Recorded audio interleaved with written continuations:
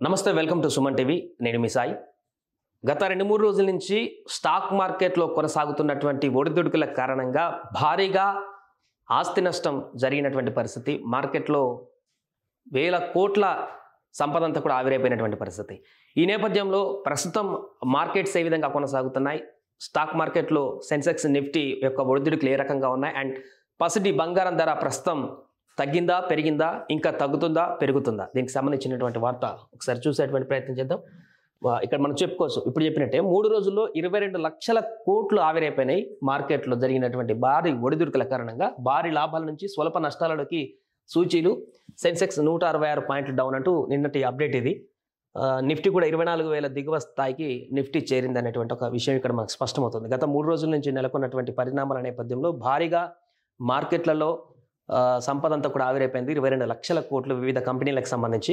So పసిడి ధర గురించి ఒకసారి మనం మాట్లాడుకుంటే, పసిడి ధర నిన్న భారీగానే తగ్గినట్టు కనిపిస్తుంది. చూడొచ్చు, 1,100 రూపాయల వరకు నిన్న పసిడి ధర తగ్గింది.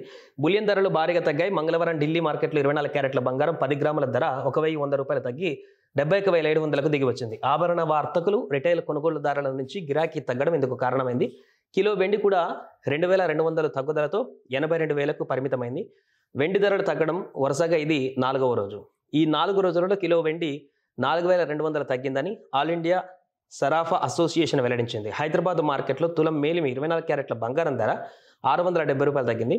69,710కి జారుకోగా కిలో వెండి ఏకంగా 3,500కు తగ్గి 87,500కు దిగి వచ్చింది. రూపాయి మరింత బలహీనపడడంతో పాటు పండుగలు, పెళ్లిళ్ల సీజన్ ప్రారంభం కావడం దేశీయంగా బులియన్ ధరలకు మద్దతు వచ్చిందని HDFC securities research analyst Dilip Parmar అన్నారంటూ ఒక వార్త ఇక్కడ మనం చూడొచ్చు. ఇక్కడ రేట్స్ ఉన్నాయి.